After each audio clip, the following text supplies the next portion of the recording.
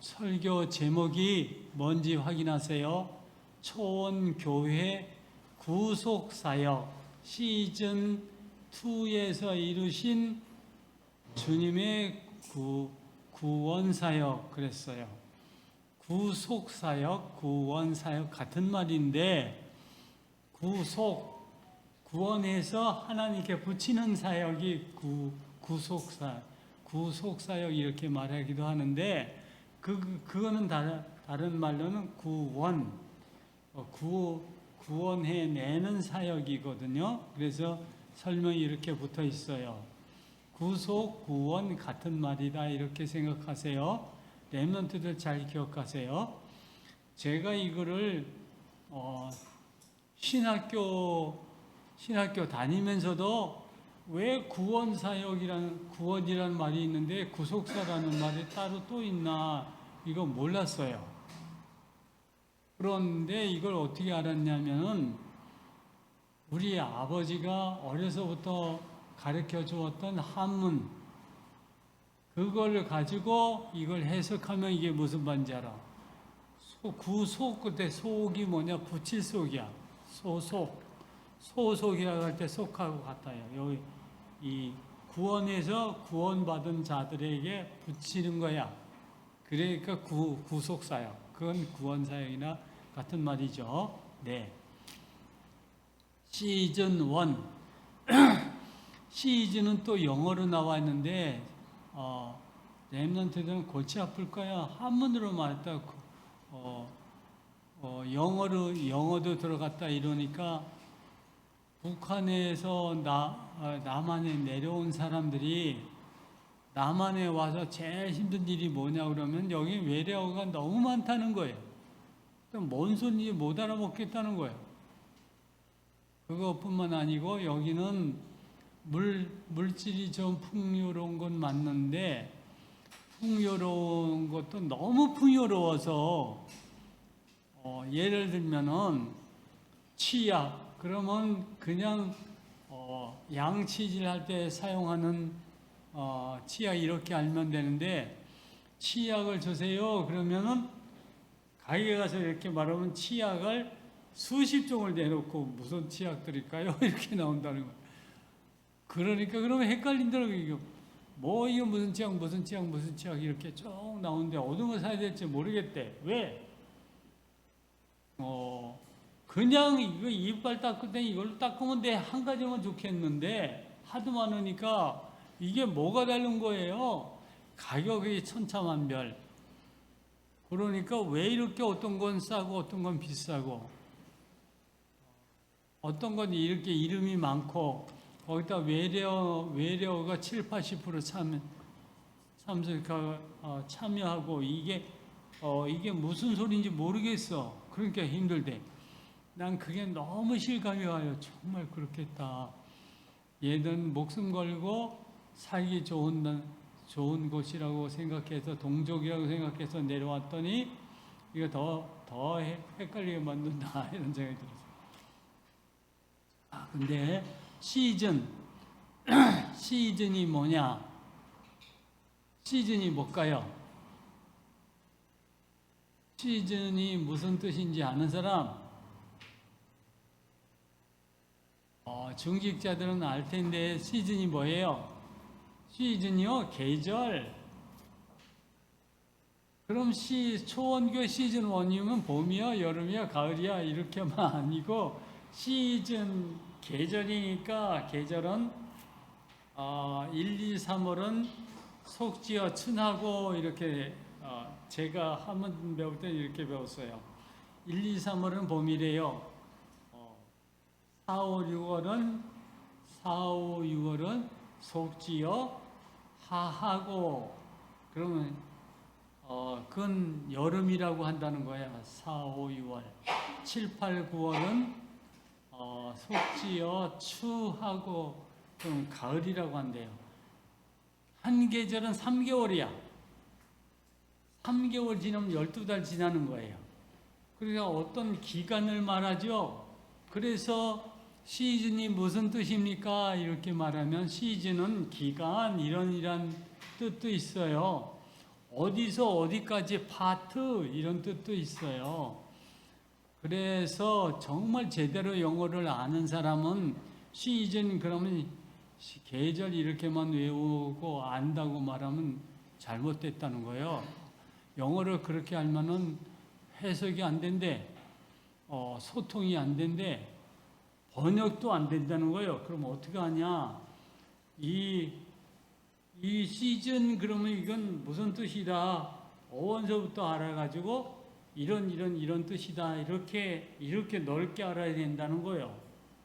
그런 의미에서 시즌 2면은 초원 교회 시즌 1은 개척하기 시작하는 날부터 첫 단계 개척하기 마치는 날까지예요. 시즌 2 하면은 우리가 저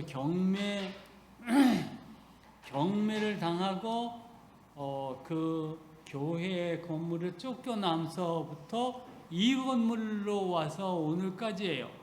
이게 시즌 2예요. 그래서 제목 설명하는데도 이렇게 힘드는데 이게 어떻게 하냐? 2017년 12월 2017년 11월 17일부터 2021년 10월 3일까지예요. 이 기간이 3년 10개월 19일 동안이래요. 이때 주님이 3년 10개월 19일 동안 주님이 이루신 역사가 뭐냐? 이걸 지금부터 얘기하겠다는 거예요. 이 시즌 2에 하나님이 이루신 역사는 기적의 역사가 너무 많았어요.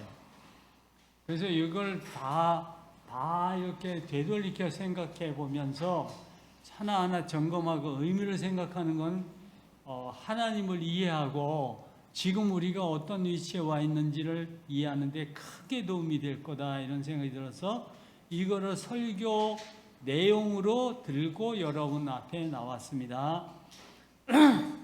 시즌 1의 기간 처음에 개척할 때가 언제냐?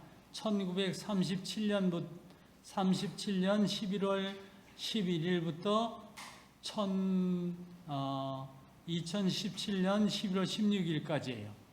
이때는 33년 3개월 동안이에요. 1987년 이전에 태어난 사람, 이후에 태어난 사람 손 들어보세요. 중직자 여러분 중에서 1987년 이후에 태어난 사람 누구 있어요? 없어요? 네. 다행이네요. 이때 태어났던 시즌 1 시작할 때 여러분 태어나지도 않을 때요. 그런데 87년도라면 1987년 이때 최민욱 집사님 몇 살 때요? 8살이에요? 그때 우리 교인 시작했어요. 초원교회 처음에 시작했어요. 그때 시작할 때 1987년에 갈렙 집사님이 몇 살이었어요? 10몇 살이죠? 10몇 살이 14살? 15살? 13살? 그러면은 중학교 1학년 되기 전에 그때 내가 갈렙 집사님 처음 만났어요. 전도하러 가가지고. 근데 갈렙 집사님이 저한테 한 말이 전 기억도 안 나는데 갈렙 집사님이 기억으로 말하는 거예요. 왜요? 내가 전도하러 갔는데 너 우리 교회 나와서 신앙생활 하겠니? 안 해볼래? 이렇게 내가 말을 했더니 갈렙 집사님이 그때 왜요? 나 이용하려고요? 이렇게 말하더래요. 13살짜리가. 여러분 생각해 보세요. 이걸 내가 왜 얘기하냐면은 13살인데 그때 저는 30살이 넘었어요. 그런데 내가 13살짜리를 데리고 뭐 하는데 이용하면 될까? 어떻게 이용하면 이용할 수 있을까? 이건 말 안 되는 거잖아요. 이렇게 말하는 친구한테 전도를 했어요. 그래서 내가 웃으면서 야, 내가 너를 뭐 하는데 이용하겠냐? 내가 너를 구원해서 하나님의 축복을 받게 하려고 하는 거지. 이렇게 하고 계속해서 그 집을 찾아갔어요.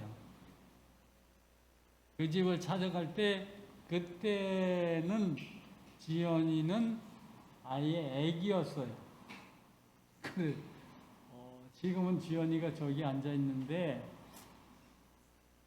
지연인지 난 몰랐어요. 여기서 이렇게 보면은 제 선글라스 끼면은 이게 폼으로 낀 거 아니에요. 이거 안 끼면 눈 안구가 아파서 안 낄 수가 없어서 끼는데 이렇게 끼면은 저기 보라 뒤에 어떤 자매가 앉아 있는데 누구지 이렇게 하고 한참을 봐서 도저히 모르겠어. 나중에 예배 끝나고 가서 제일 먼저 가서 만나봐야지 이랬는데 한참 이제 이 눈에 익혀지니까 멈칫하는 걸 좀 보니까 지연이구나 이런 생각이 들었어.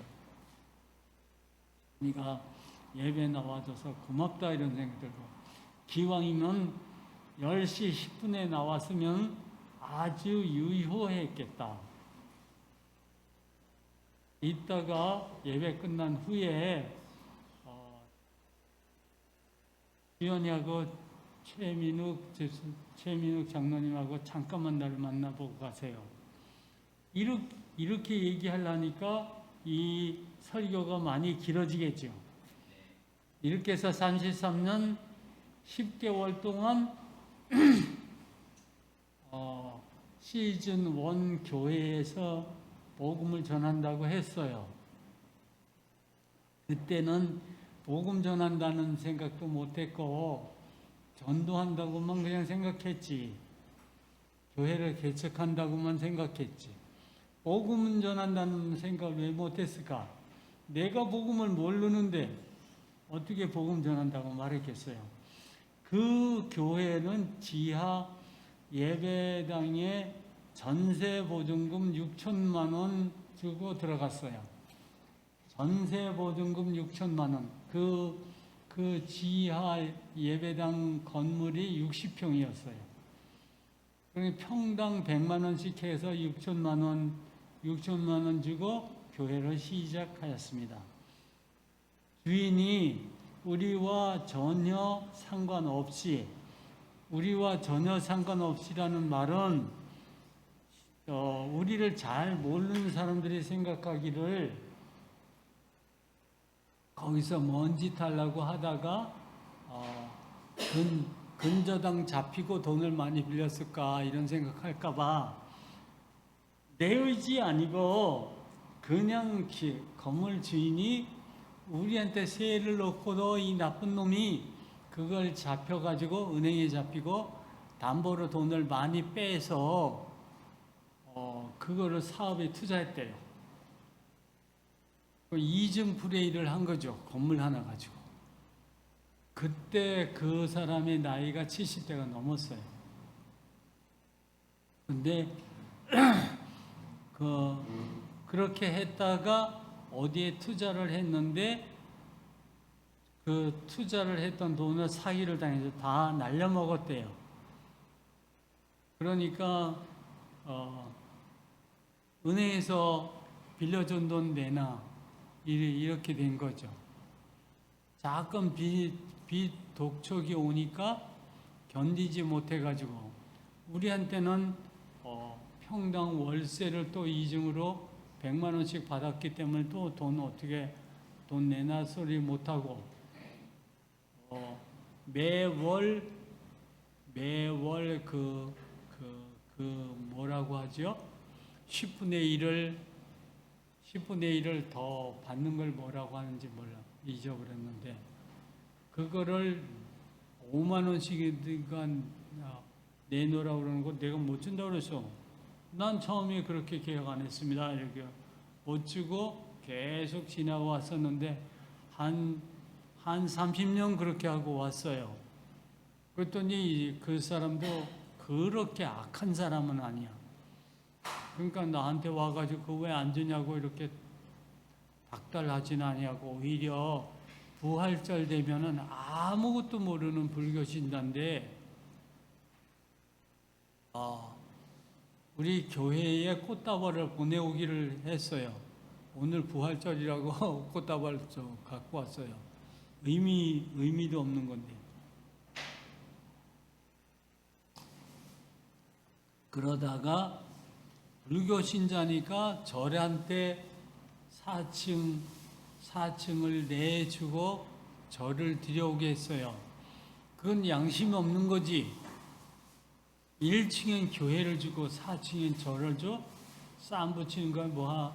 내 그런 생각 때문에 막 들었어. 근데 내가 병이 들어가서 빌빌거리니까 가서 말도 못하고 있었는데 경매를 넘어가지고 이렇게 돈 한 푼도 못 받고 거기서 쫓겨났습니다. 그때 자존심을 넘어서 영적인 큰 상처로 난 견딜 수가 없었어요. 그때 내가 양심적으로 생각해 보니까 이게 무슨 일이야? 하나님이 우리 예배당을 왜 뺏어? 하나님이 뺏은 건 아닌데 하나님이 우리 예배당을 뺏기게 내버려 둔 건 맞잖아. 그러니까 하나님이 우리를 버렸구나 이렇게 생각했어요. 그때 저는 뇌출혈 후유증 3번째 뇌출혈 난 이후로 영적인 상태와 건강 상태가 최악이었기 때문에 정신을 차리기 어려웠습니다. 그때 저는 생각하기를 우리를 하나님이 구원하지 아니하시고 하나님은 구주라면서 왜 우리를 안 구원해줘? 이렇게 생각을 했어요. 단순하게 복음이 없는 너희가 드리는 예배가 합당치 않다고 여기셨구나 이렇게 생각한 거예요. 그러기 직전에 요 경매로 나가기 직전에 우리는 다락방으로 옮겼어요. UBF 제자 훈련하다가 다락방으로 옮겨놨어요. 옮기고 내가 뇌출혈로 2번 더 쓰러졌죠. 그리고 예배당은 뺏기죠. 그러니까 제가 생각하기를 그때 이제 복음이 없으면은 이게 핵심을 모르는 건데 이 정도로 생각하고 있었어요. 그러니까 복음이 없는 너희들이 드리는 예배가 합당치 않다. 이렇게 하니까 난 할 말이 없었던 거고 그래서 우리를 버렸구나 이렇게 생각했어요. 여기서 여러분한테 질문할게요. 제 생각이 잘못된 게 뭐 있을까요? 제가 이때까지 못 깨달은 게 뭐가 있을까요? 갈렙은 설명 한번 해보세요. 갈렙이 이렇게 내가 갈렙한테 물어보는 건 이 일에 대해서 갈렙만 설명할 수 있을 거라고 기대하기 때문에 그래. 내가 뭐 잘못 생각했죠?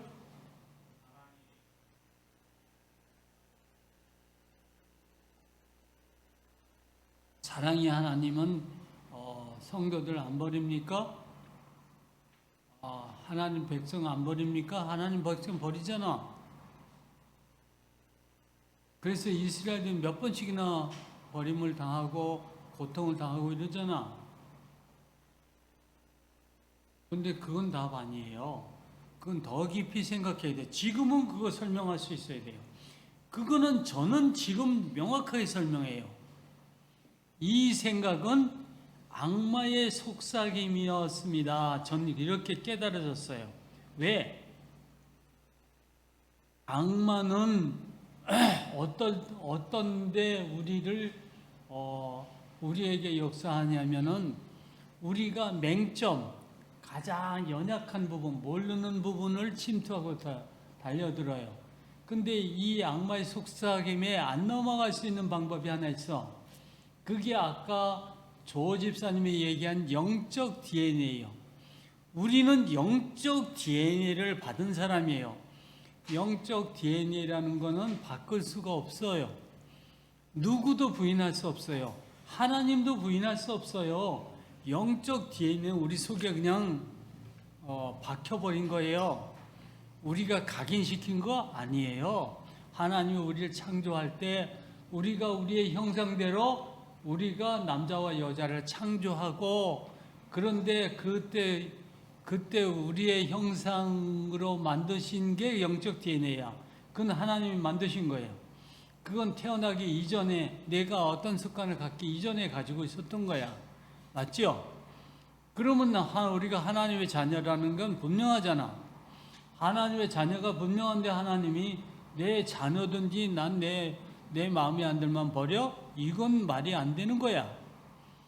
이게 확실하게 알았으면 악마가 뭔 소리 해도, 웃기는 소리 하지 마. 이 마귀 새끼야.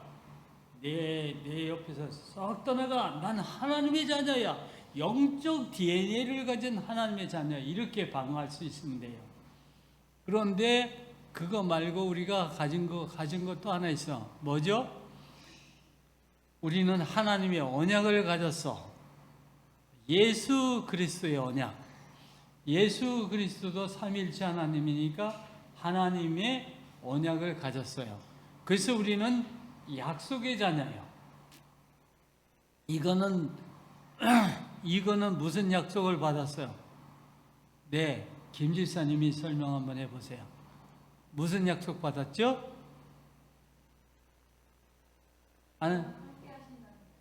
네, 함께 한다고 어디에서 어떻게 약속했어요? 그렇죠. 마태복음 28장 20절에 올지어다 내가 세상 끝날까지 너희와 항상 함께 있으리라. 이게 누가 한 약속이에요? 예수님이 하신 약속이에요. 근데 이거는 조건이 있다고 그랬잖아요.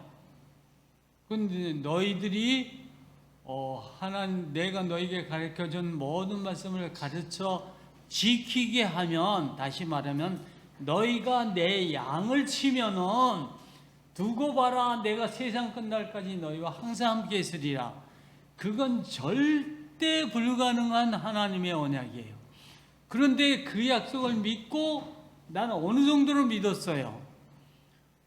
그렇게 하고 철저하게 양을 치고 있었어요. 그럼 조건 충분히 채웠죠. 이걸 갖다 수학에서 뭐라고 말해요? 필요 충분 조건을 채웠다라고 말하는 거예요. 필요 충분 조건을 충분히 채웠어요. 그런데 하나님이 전능하신 하나님이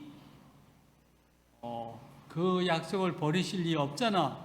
그런데 마귀가 와가지고 하나님이 너 버렸어. 그러면 이 마귀 새끼 그러고 뒷발로 차버리면 돼요.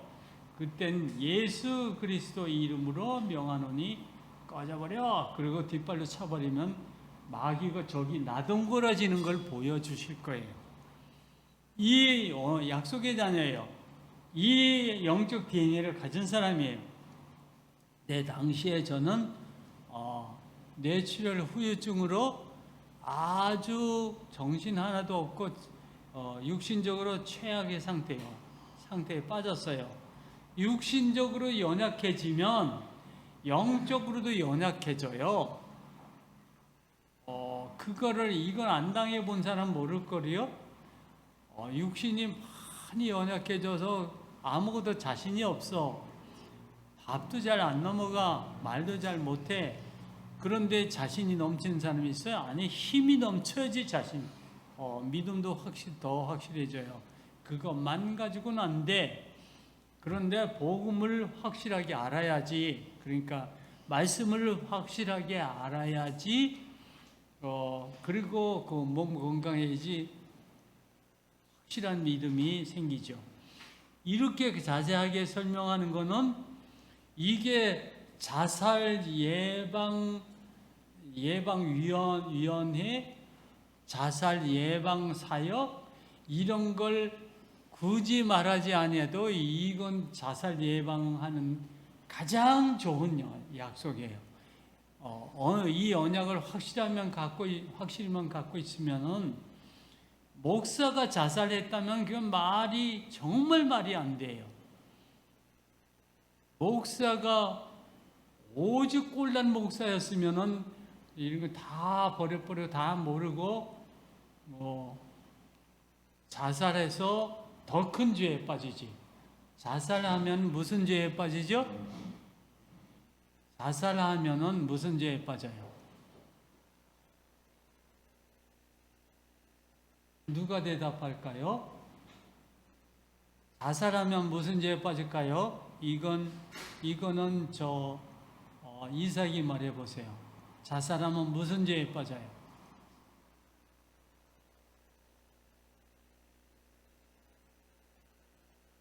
몰라요? 자살하는 거는 자기를 죽이는 거죠. 자기를 죽이는 거는 사람을 죽이는 살인죄에 해당해요. 나를 죽였는데 남을 죽이면 타살이고 자기를 죽이면 자살이에요. 이걸 분명하게 아세요. 이건 자기를 죽이든 남을 죽이든 이거는 살인죄야. 그러니까 더 큰 죄에 빠져요. 이거는 생명의 주인이 하나님이라고 믿는 사람이라면 하나님의 주권을 침노한 것이에요. 생명 네 거야. 왜 네 맘대로 죽여? 하나님이 그렇게 백보자 심판에서 심판하시면 우리 할 말이 없는 거예요.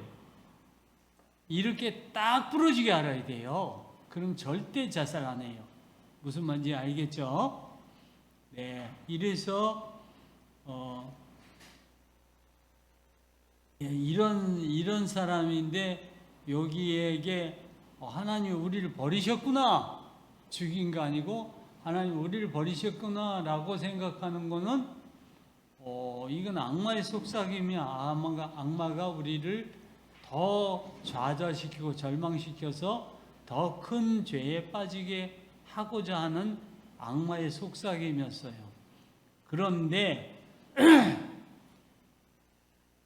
이놈이 우리가 연약할 때 파고드는 옛뱀은 누구 말이에요?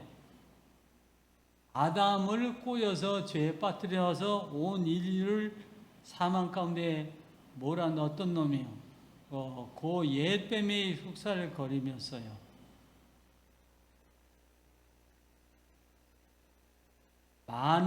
근데 저는 이때 뭐라고 생각했냐면, 그래서 하나님이 예배당을 뺏었으면은 우리 예배 드리는 게 이게 가치가 없잖아.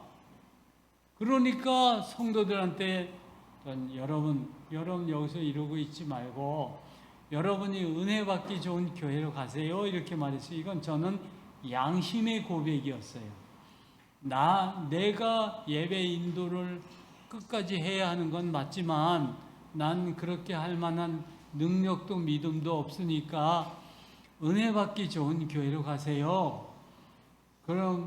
그런데 여러분의 집 제일 가까운 곳에 복음이 있는 교회로 가세요. 이렇게 말하면서 혹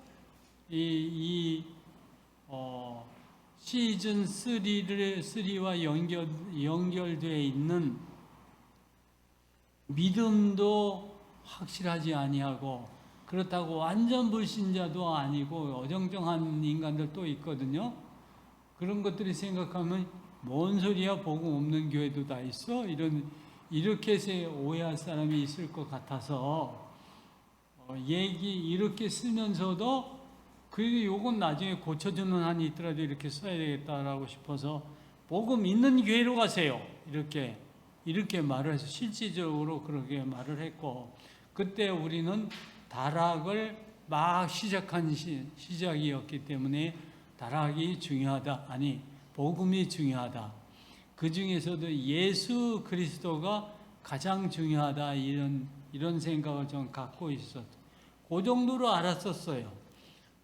내 믿음도 형편이 너무 없어가지고 무인지경이야.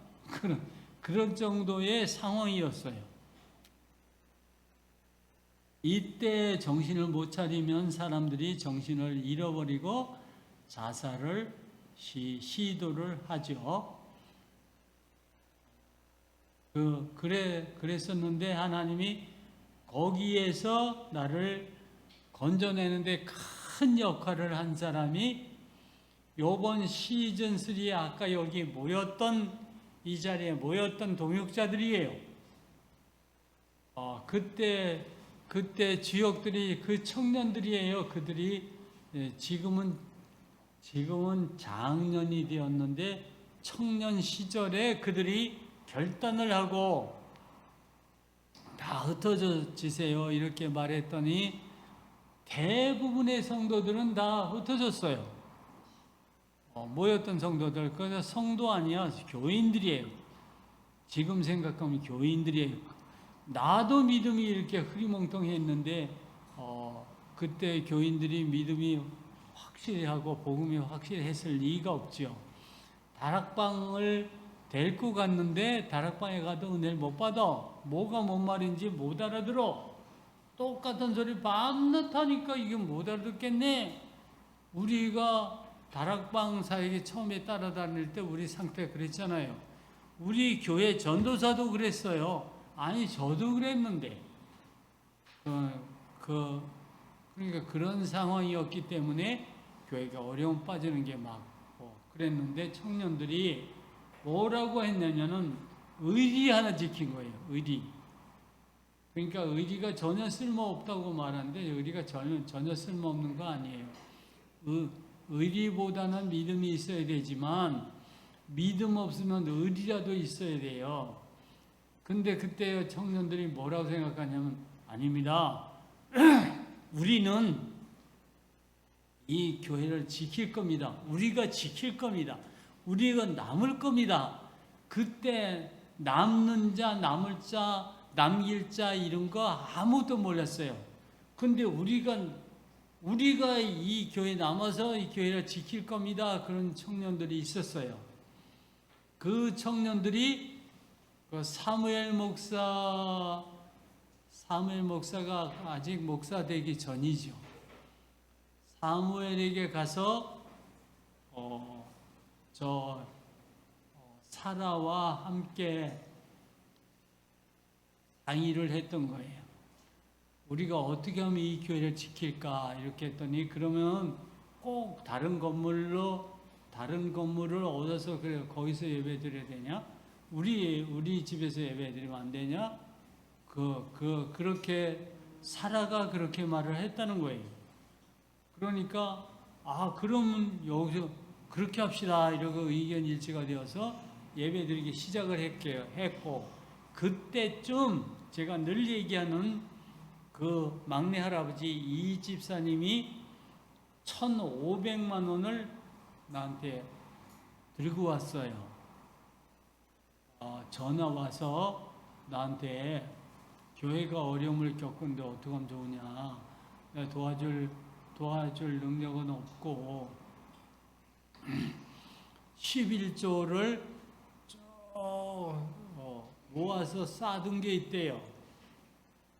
근데 그게 얼마쯤 됩니까? 그러니까 1,500만 원이래. 근데 이거 가지고 건물 얻을 수는 없고 그건 저한테는 큰 힘이 되죠. 지금은 살아갈 길도 막막한데 그렇게 말하니까 그분이 그걸 탁 줬어요. 그러니까 난 그때 정말 하늘에서 돈이 뚝 떨어진 것 같은 큰 감동으로 그걸 받았어. 그리고 이 교회를 유지해 나가게 된 거예요. 그래서 그걸 근근히 모여서 모임을 갖고 있다가 사무엘 목사 집에서 예배를 드리다가 우리 최민욱 집사가 정말 최민욱 집사가 어디서 그런 믿음이 생겼는지 몰라. 그 전에 하나님이 응답을 해 주시긴 했다지만 하나님이 응답을 받았다고 해서 다 그럴 수 있는 건 아닙니다. 자기 집을 딱 내놓고는 집만 내놓고 여와서 예배드리세요 이런 게 아니야. 그때 내가 최민욱 집사한테 완전히 푹 빠져버렸어. 자기의 32평 아파트를 다 내놓고 그 사무엘 목사 집은 아주 조그만 코딱지만한 건데 코딱지보다는 약간 큰 거였는데 거기서 어렵게 오글오글 모여 있었는데 32평 집을 딱 내놓고 거기서 너무 감동적인 건 자기가 모든 돈을 다 들여서 자리도 만들고 책상도 만들고 의자도 만들고 그걸 해놓고 여기 와서 예배드리라고 다 해놓은 거예요. 저는 그때 너무너무 감동했어요. 이런 사람도 다 있나 이런 생각. 이게 진짜 헌신이지 이런 생각이 들었어요. 그래서 난 지금도 앞으로도 영원히 난 못 잊을 거예요. 최민욱 집사의 그 중심을. 그리고 하나님이 반드시 그때 우리 초원교회가 받은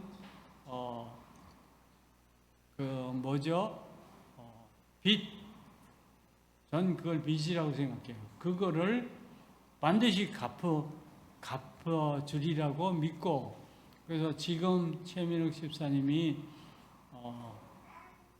회사가 어려움을 겪고 있지만 그러나 그 회사를 번듯하게 다시 세우실 축복을 주실 줄 믿습니다. 이때는 아멘 소리가 크게 나와야 돼요. 이때 렘넌트들은 정신 차리고 있다. 아멘 할 수 있어야 돼. 시은이는 이때 네 아빠의 믿음이 어떤 것인지 이걸 확실하게 알아야 돼요.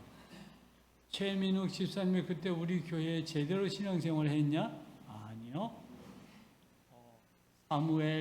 사무엘을 통해서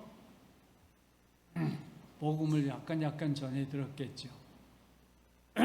근데 하여튼 그래서 거기서 이렇게 얼마 동안 한 2, 3년 동안 예배드리다가 여기로 옮겨온 게 시즌 2의 시작입니다.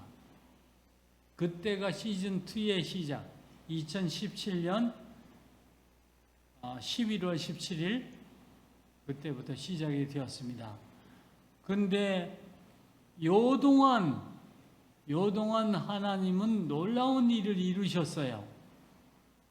그건 하나님이 재중심을 받으시고 주는 그리스도시요 살아계신 하나님의 아들이십니다. 이렇게 외치는 그 외침을 듣고 맞습니다. 이렇게 아멘 했던 재중심 받으시고 다락방 따라가야 됩니다. 이렇게 해서 다락방으로 왔는데 그 다락방에서 복음을 듣기 시작을 했습니다.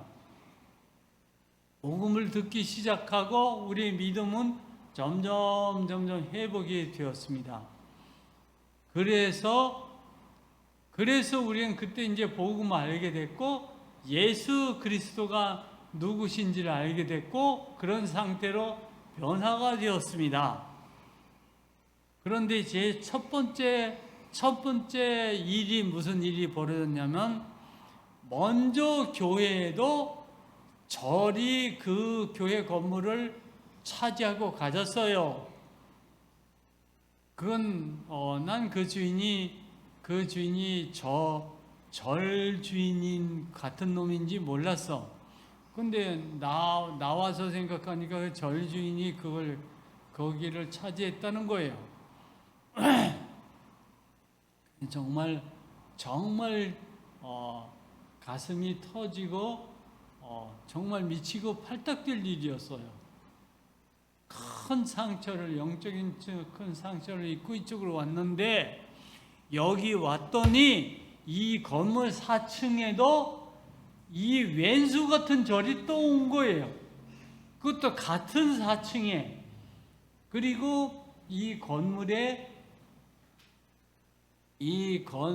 건물 엘리베이터를 타고 올라오려면은 이 불교를 믿는다는 불도들이 그 하나같이 저 늙은 여편네들이에요. 근데 냄새가 확 진동을 한 사람들이 그 엘리베이터를 꽉꽉 채우고 엘리베이터 타려고 그러면 탈 수가 없어.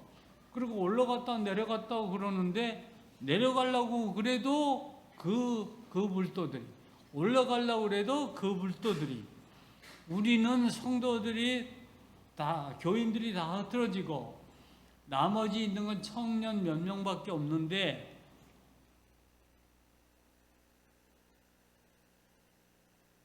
여기 왔더니 저 바깥에 대형 버스가 섰어요.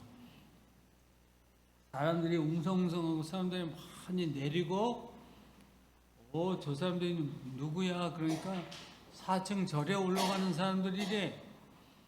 절은 부흥되는 것 같아. 우리는 완전히 망한 것 같은데. 그래서 내가 조 집사님한테 이렇게 말했어요. 저 창문에다가 대잡을 하나 써붙여. 네? 뭐라고요? 기도 제목. 저 절을 박살내 주세요. 이렇게 기도 써붙여. 그랬더니 컴퓨터로 쳐가지고 잘잘한 글씨로 써붙였어. 이런 거 말고 이렇게 하면은 왜 써붙이라니까 안 써붙였어. 이렇게 하고 말을 했는데 저 써붙였잖아요. 그래서 보니까 써붙여긴 붙였는데 가까이 가서 들여다보면 글씨같이 겨우 보일 정도야. 이거 말고 대자보로 써붙이라고 주먹만한 글씨로다가 멀리서도 탁 보이게 이렇게 좀 써붙이라고 이렇게 했더니 볼펜으로 다시 칠을 해서 크게 써붙이고 이렇게 기도했어요. 그리고 기도를 시작해서 전 성도들한테 제가 그때 말했죠. 전 성도들은 이걸 위해서 집중해서 기도하세요. 이렇게 일주일 정도 했어. 일주일 정도 했는데 하나님이 역사를 이루신 거예요. 그 가을 되면은 왕벌이 그 주택에 이렇게 뒤움박 같은 걸 하나 달아놓잖아요. 그거를 벌을 퇴치하는 전문가들 불러가지고 떼내는 걸 내가 저 매스컴에서 봤는데 보니까 어떻게 하냐면은 망을 이렇게 쓰고 가서 스프레이 모기 잡는 스프레이를 확 뿌리고는 그 자루를 갖다 뒤집어 씌워요. 그리고 그거를 딱 묶어가지고 싹 제거하거든요. 그럼 일시에 싹 없어져요. 그러면 벌집도 없어지고 벌도 한꺼번에 싹 없어져요. 그거 버린 것처럼 저 절이 없어졌어. 그러더니 다음에 절에 다니던 그 불도들도 싹 없어졌어. 근데 여러분들 그때 하나님이 역사하셨구나라고 생각했던 사람이 있어요? 아무도 없어. 아무도 없다는 말은 여러분의 영적인 눈이 없다는 말이고, 이거는 이렇다는 말은 하나님께 감사를 전혀 안 한다는 말이에요. 그때는 나는 아주 속이 정말 너무 탔어. 이런 멍청한 바보들이 하나님의 백성들이야? 이런 생각이 들었어요.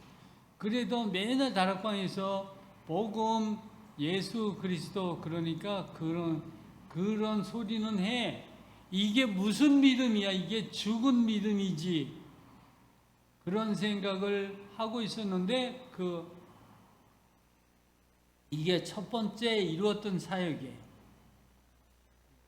두 번째 이루었던 사역은 뭐냐? 근데 이상하죠? 뭐가 이상해?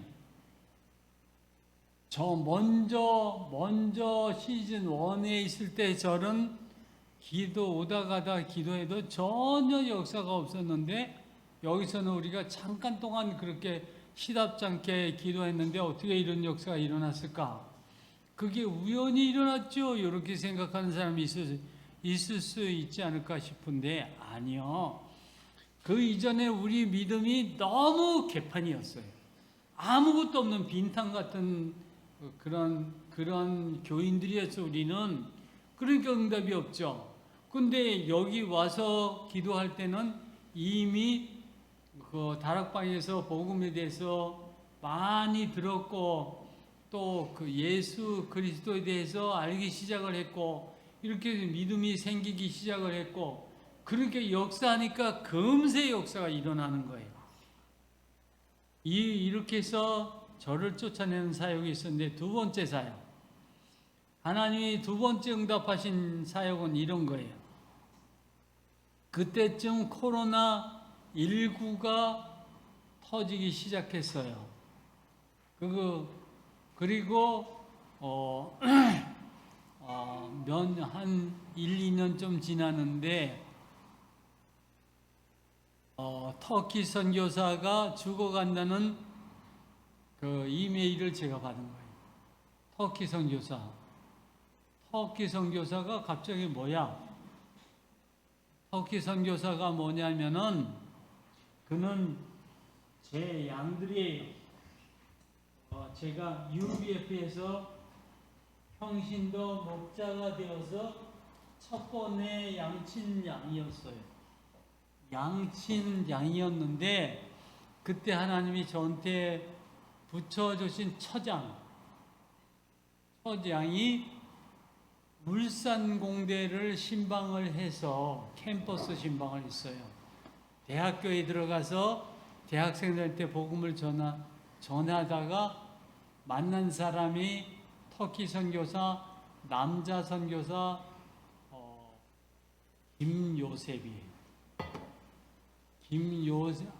이요셉이구나. 그 사람 이름이 이재욱이야. 이재욱인데 제가 그들이 터키로 간 후에 연락 두절이 돼가지고 12시입니다. 지금도 이재욱이 이름이 금방 생각이 안 나는 것처럼 당시에는 재욱이가 내 양이었는 게 맞나? 어릴 때 내가 좀 도왔던 사람은 분명한데 우리 집에 데려와서 성경 공부하고 UBF 성경 공부하고 막 이랬던 사람이에요. 그런데 터키로 가가지고는 거의 연락두절이 되고 몇십 년이 흐른 거예요. 한 10년 이상 흘렀어요. 그리고 그 부인은 포항에 있는 초등학교 음악 선생이었어요.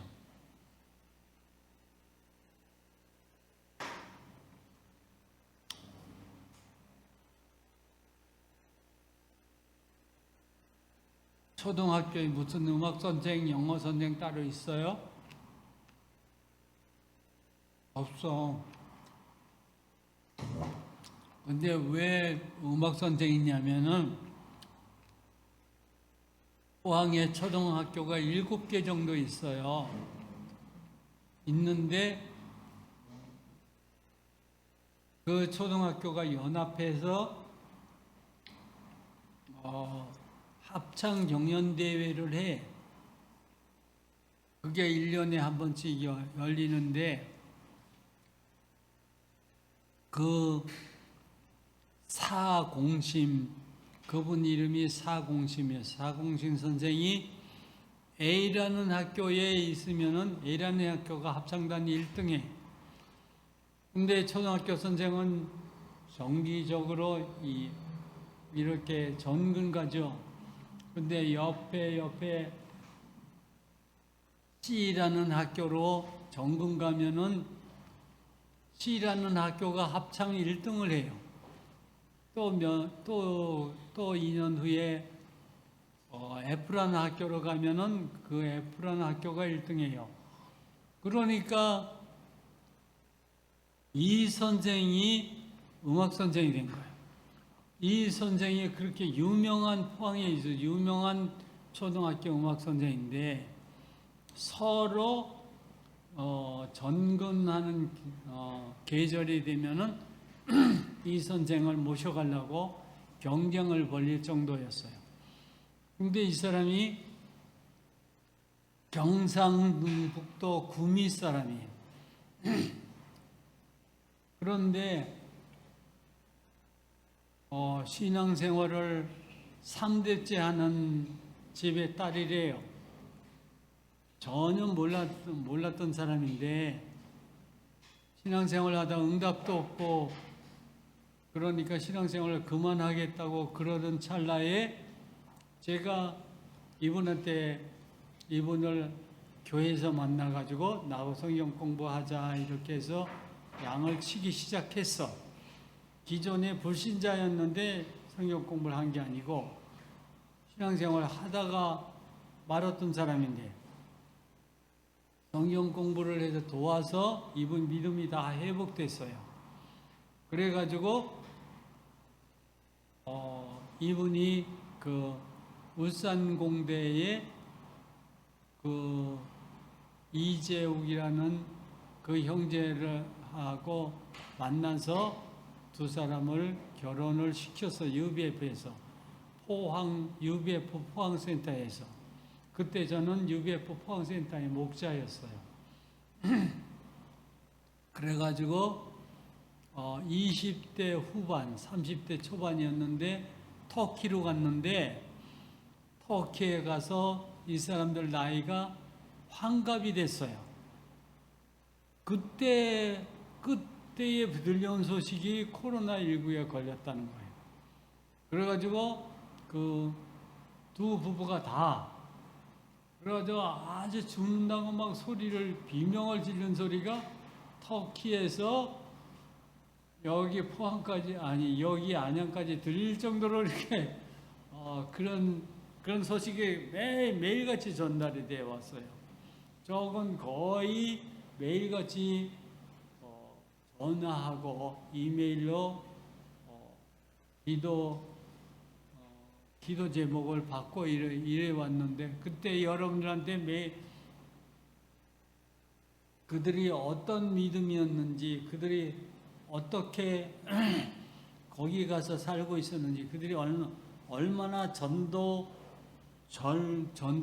유망한 청년들이었는지 제가 너무 잘 알기 때문에 그들을 위해서 적극적으로 기도하자고 이렇게 했고 여러분들은 합심해서 기도했고 그 기도에 제 기도 아니고 여러분들의 기도에 다 주님이 응답하셔가지고 하루만 기도하면은 그 다음에 바로 기도응답이 이렇게 왔습니다. 열이 37도까지 올라갔는데 열이 막 떨어집니다.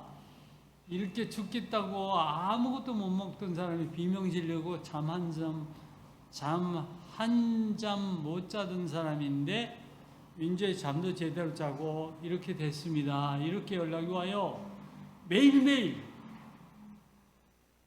그런데 당시에 그 터키의 상황이 어땠냐면 하루에 코로나19 확진자가 1,000명, 2,000명씩 막 생긴다는 거예요. 그런 시절이니까 그 나라는 어땠냐면은 병원이 코로나 환자로 꽉 차가지고 병원에 입원할 데가 없대요. 근데 입원할 데가 한 군데도 없었는데 병상 딱 하나가 있었는데 하나님이 그 병상을 우리한테 인도하셨어요. 그래서 거기 입원했다는 거예요. 이거 전부 다 기적이야. 걸음걸음이 기적이야. 기도만 하면 응답이야. 그러니까 그때 저는 너무너무 신기했어요. 우리 기도가 이렇게 막강하구나 이런 생각이 들었어요. 여러분의 기도가 이렇게 막강하구나 이런 생각이 들었어요. 그랬더니 터키 선교사가 뭐라고 말하냐면 목사님 초원교회에서 우리를 위해서 이렇게 열심히 기도해 주시는 게 막 느껴져요. 막 이렇게 말은 너무 감사해요. 이렇게 말할 때 천만에 감사는 내가 감사해요. 이렇게 말해요. 뭐가? 은혜는 너희들이 받았지만 하나님이 우리 교회를 그동안에는 이론으로 복음을 알게 하시고 예수 그리스도가 모든 문제 해결자라는 걸 알게 하셨지만 지금은 우리 기도를 이렇게 아주 기도를 딱 하기만 하면 응답되어 주시는 기도 훈련을 너무 잘 시켜주니까 난 너무 감사해요. 이렇게 내가 말을 했어요. 그랬더니 터키 선교사가 그런 말 하더라고요. 유럽에 있는 우리를 위해서 기도하는 교회들도 다 그렇게 말을 해요. 이렇게 말. 그렇게 하면서 우리가 세계적으로 힘을 합쳐서 기도해서 이런 기적의 역사를 많이 이루는 여기까지 왔어요. 그리고 이게 두 번째 주님이 이루신 주님의 역사입니다. 이것이 주님의 은혜입니다. 이것이 예수 그리스도의 사역입니다. 이것이 그리스도가 뭐죠? 그리스도가 뭐예요? 모든 문제 해결자요. 이때 생각해야 돼요. 정말 모든 문제 해결자요. 그래 진짜로 예수님이 모든 문제 해결자요. 우리가 기도만 하면 주님이 즉각 응답하셔요. 진짜 이렇게 응답하셔요. 여러분이 모든 문제 해결자라는 믿음을 가지고 주님 앞에 나가서 기도하면 이런 역사를 이루시는 거예요. 소윤이 뭐 생각해요? 예수님이 뭐라고? 모든 문제 해결자요. 소윤이가 앞으로 무슨 일이 생기면 주님 앞에 들고 나가서 기도하면 돼요. 그 문제 해결 안 되면은 소윤이가 기도 안 해서 그래요. 무슨 말인지 알았어요? 이게 주님이 우리를 믿음의 훈련을 시키는 거예요. 세 번째 이루신 역사가 뭐예요? 여러분 또 생각해 보세요. 우리가 그동안에 무슨 일을 체험했지? 그거를 다 체험하고 여러분이 기도하고 응답받아 왔는데 모르고 있어. 그러면은 내 입에서 무슨 욕이 나가?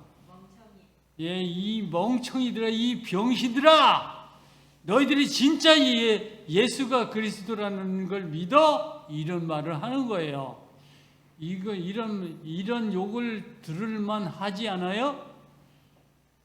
예수님이 무슨 역사를 이뤘어요? 이인백 집사님이 여기 와서 신앙의 기본을 강의했던 분이에요. 그 할아버지예요. 그분이 뇌졸중으로 쓰러졌어요. 뇌졸중이 뭐야? 뇌의 혈관이 막혀가지고 이게 소통이 안 돼가지고 쓰러진 거예요. 이걸 풍 맞았다고 말해요.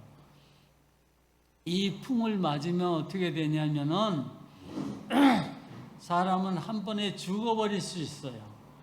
아니면은 완전히 몸을 반 정도는 못 쓰게 되거나 전신을 못 쓰게 돼요. 그런데 하나님이 나는 이런 이 뇌출혈을, 뇌졸중과 뇌출혈이 뭐가 달라요? 뇌졸중은 뇌혈관이 막혀서 피가 안 통하는 병이고, 머리 혈관에 피가 안 통하면은 막히든지 터져가지고 피가 안 흐르든지 사람은 죽거나 현장에서 즉사해버리거나 전신을 못 움직이거나 반을 못 쓰거나 말을 못하거나 걷지를 못하거나 그렇게 돼버려요. 근데 나는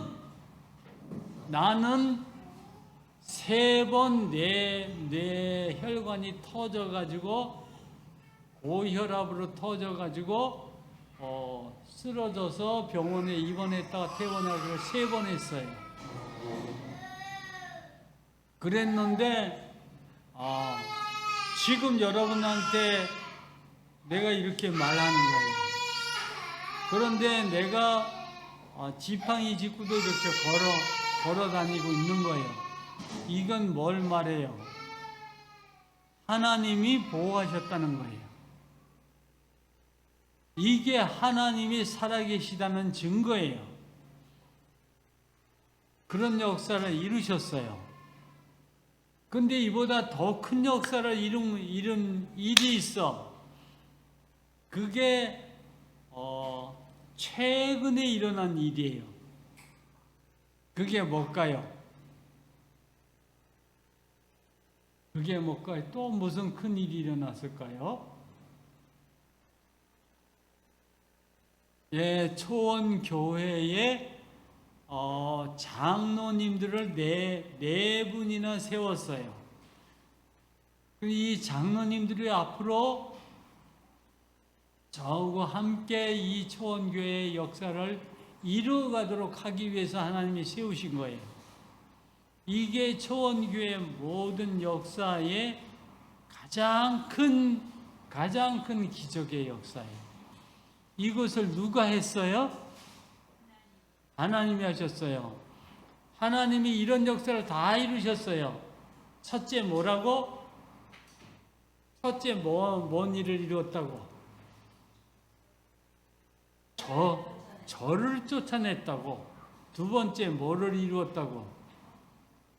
터키 선교사가 코로나에 확진이 걸려서 죽어가던 것을 살려내가지고 그분이 살아서 한국에 왔어요.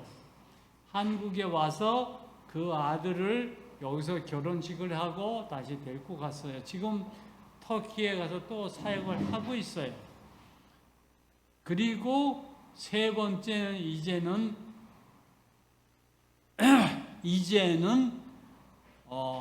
장로님들을 세워서 시즌 얼마가 되죠?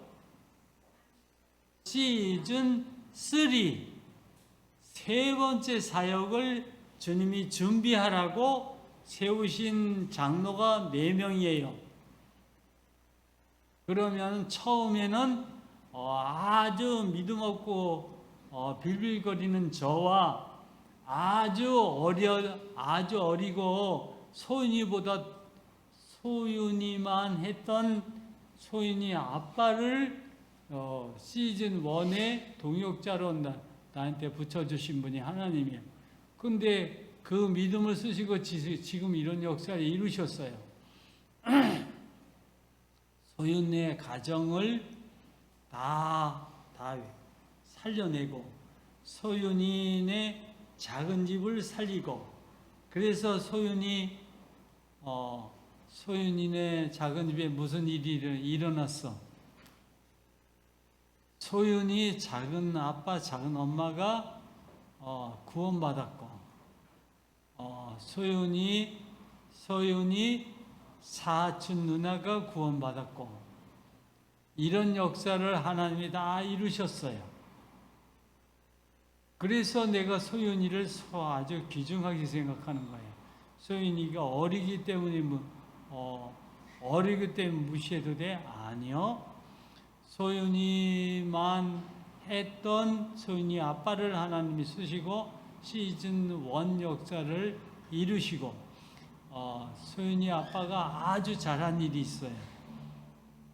시즌 1 역사를 이루고 이 교회가 거의 문 닫을 것 같았는데, 그때 이 교회를 내가 지킬 겁니다 라고 남았던 사람의 주역이 소윤이 아빠예요. 그래서 장로를 세워서 지금 시즌 3의 역사를 준비하고 계신 거예요. 이런 일들을 내가 왜 이렇게 길게 설명하냐면은 너희들이 이 역사를 다 알아야 되기 때문이에요. 너도 네 자리에 앉아 있어. 지금 너 찾아왔으니까 이거 달라고 하지?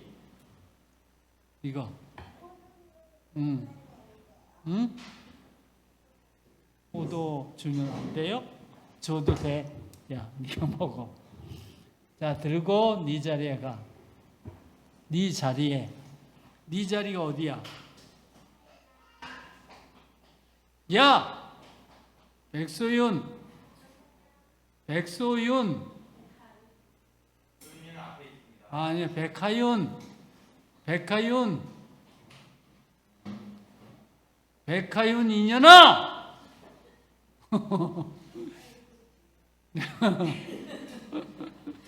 네가 아무리 귀여워도 정신 못 차리면 욕 먹어야 돼. 네 자리에 앉아.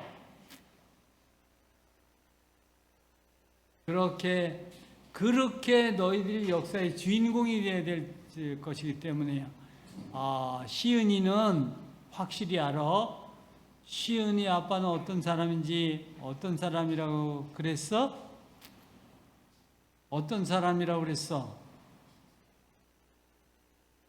아까 설교하면서 다 말했잖아. 너네 아빠는 교회 예배당이 없을 때 너네 아빠 집을 내놓고 여기서 예배 드리세요. 그리고 예배당에서 예배 드릴 수 있도록 의자를 만들고 책상 만들고 그래서 너네 집에서 예배 드렸잖아. 너도 그거 알잖아. 그런 일을 하고 하나님께 쓰임 받은 사람이야. 그거를 하나님은 다 알고 계시고 마음에 기억하고 계시고 나중에 반드시 갚아주실 것이라고 생각해. 소윤이의 아빠가 어리지만 중심을 지키고 하나님 앞에서 중심을 지키고 교회를 지켜왔던 것을 다 축복하시고 이제까지 함께 하셨던 것처럼 그런 역사를 이루실 것이라고 난 확실하게 믿는 거야. 그래서 내가 이 말을 하는 거야. 그런데 이 모든 것은 하나님이 뭐를 위한 거냐면 초원교회 구원 사역의 구속 사역의 시즌 3를 준비하신 것이야. 준비하시는 준비를 장로로 세운 데까지 준비를 해서 이제 너희들이 이것을 마음에 품고 이걸 위해서 기도하고 이 역사 섬겨라 이렇게 말씀하시는 거야. 이거를 총정리해서 오늘 여러분들한테 얘기하고 이거는 내가 이 교회를 처음에 주님 앞에 명령받고 개척을 시작했던 전도자요. 또 이제까지 그 사역을 함께 섬겨왔던 증인으로서 예수 그리스도의 증인으로 여러분들한테 총정리해서 말한 거예요. 이 사역을 하는 동안 난 뭘 모르고 있었는지 여러분 기억하세요. 그리고 나는 어떤 마음으로 기도하고 있었는지, 앞으로 어떤 마음으로 이 사역을 위하여 기도하고 응답받아 가야 할지를 기억하세요.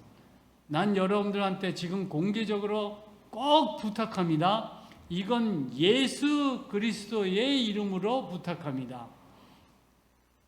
모든 일보다 가장 우선해서 이 일을 먼저 마음에 담고 섬기세요. 그리고 이 일을 먼저 마음에 담고 기도하세요. 그렇게 해서 매주 아침 10시 10분에 여기서 당회를 열어갈 거예요. 지금 공식 당회는 아니 아직 그 예비당이에요. 왜냐면은 아직 여기 장로님들이 완전하게 안수받고 정식으로 저희로 장로로 출발하지 않았기 때문에 공식 당회는 아니고, 그래서 예비 당회로, 그래서 확장 당회로 아까 여기 모였던 집사님들 같이 참석하고 같이 기도하고 그 일에 동참하시기를 주님의 이름으로 부탁합니다. 하나님이 그 일을 여러분들한테 부탁하는 거예요. 그 일을 성심을 다해서 기도하시면 이제 우리는 제가 처음에 개척 역사를 시작할 때하고 전혀 차원 달라요. 여러분들은 복음이 확실하고 여러분들은 예수 그리스도의 제자입니다. 맞습니까? 예, 그러니까 그렇게 믿는 분들은 기도에 집중하고 이 역사를 섬기면 지금 전혀 불가능해 보여. 우리가 대충 예산을 세웠던 것처럼 예산안이 총 한 300억 정도 필요할 거야. 근데 우리에게 가진 돈은 얼마 있어요? 30억이 있어요? 30억도 없어요. 근데 300억이 어디 있어? 3억도 없어. 그런데 우리한테 300억이 어디 있어요? 이건 그림에 있는 떡과 같잖아요. 이건 먹을 수가 없잖아요. 주면은 좋지만 먹을 수가 없잖아요. 그렇게 생각하기 쉬워요.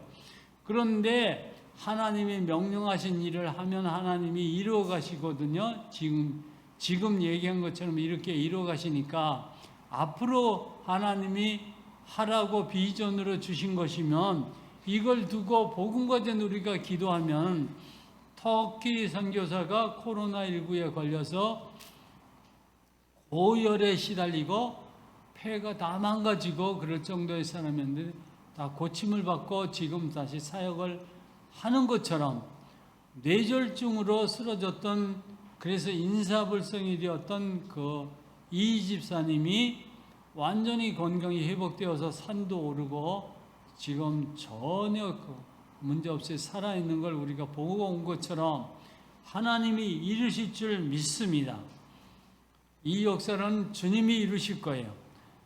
이것은 여러분이 혹 몇백억이 있더라도 하나님이 그 여러분의 능력으로 그 일을 하기 원하지 않아요.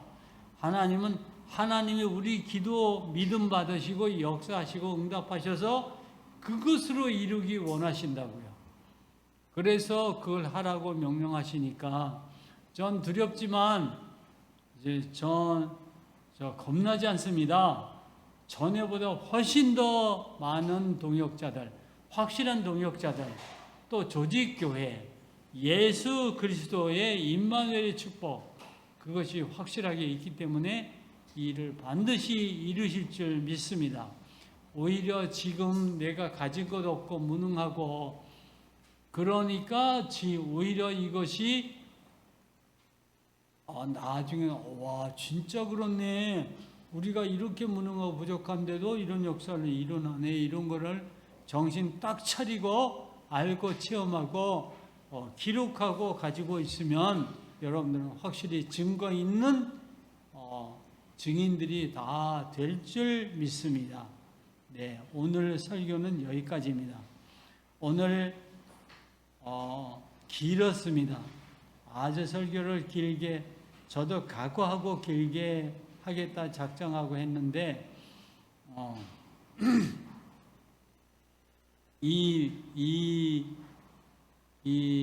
모든 일을 이루신 분이 오늘 이 보고를 받으시고 이 우리가 드린 예배를 받으시고 역사하셔서 완전하게 이루시고 하나님의 계획을 완전히 성취하시고 하나님의 영광 받으실 줄 믿습니다. 네, 예배를 마칩니다. 사회자 나오세요. 잠깐만요. 백소연 여기 오세요. 최시은도 여기 오세요. 백소윤은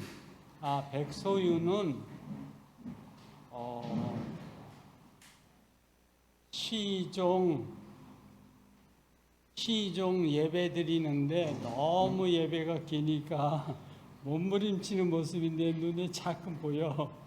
너 고생 많이 했어. 이거 먹어. 이거 상이야. 그래. 너는 예배가 끝나자마자 시키지도 아니하는데 네가 반자로 싹 가는 모습이 넌 정말 집사님 같아.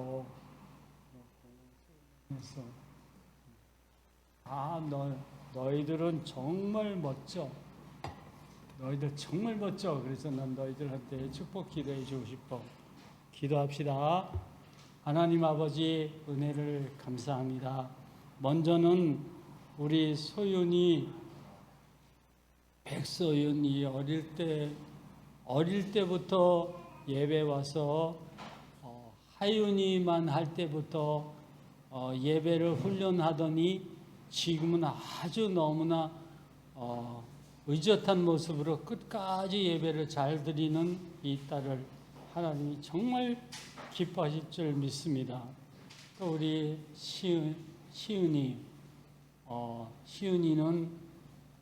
이제 일찍이 피아노를 배우더니 이제는 정말 훌륭한 교회 반주자가 되어서 예배 순서를 맡아서 성실하게 잘 예배를 섬기게 하시니 정말 감사합니다. 하나님, 이 아이들을 평생 동안 함께 하시고 하나님 저들을 축복해 주시옵소서. 갈수록 저들의 믿음이 꽉꽉 찬 하나님 마음에 정말 완전하게 합당하고 마음에 쏙 드는 그런 주의 종들로 주님이 축복하시고 인도해 주시옵소서. 평생을 동행하시며 저들이 주님 앞에 큰 축복으로 대표적인 축복을 받는 역사 있게 복 주시옵소서. 이 자리에 함께 예배드린 초원교회 전 성도님들의 심령 위에 저들의 삶의 현장 위에 이제로부터 영원히 함께 하시옵기를 살아계신 주 예수 그리스도의 이름으로 축원하옵나이다. 아멘. 네, 감사합니다. 들어가세요. 이제는 억만 죄악에서 우리를 구원하신 우리 주 예수 그리스도의 은혜와 하나님 아버지의 만극하신 사랑하심과 지금도 살아 역사하시는 성령님의 감화, 감동, 내주, 교통, 인도, 역사하시는 역사하심이 오늘 주일을 맞아서 특별히 시즌 1과 2를 정리하고 시즌 3의 새 역사를 출발하는 중요한 의미 있는 예배에 본 교회에 나와서 예배하게 하시고 하신 초원교회 전 성도님들의 심령 위에 또 이 시간에 인터넷으로 모든 처소에서 함께 예배드린 초원교회 전 성도님들의 심령 위에 그 삶의 현장 위에 저들의 가정 위에 자자손손 위에 이제로부터 영원히 함께 하실지어다. 아멘.